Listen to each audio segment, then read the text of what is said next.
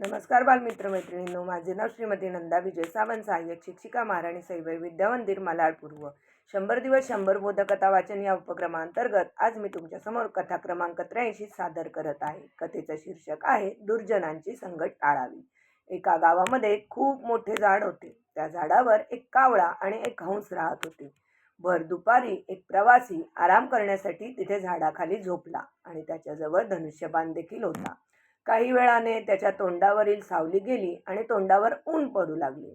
त्यावेळी झाडावरील हंसाला त्याची दया आली आणि त्याने आपले पंख पसरले आणि त्यामुळे माणसाच्या तोंडावर सावली झाली आणि त्याला छान झोप लागली आणि बरे देखील वाटले.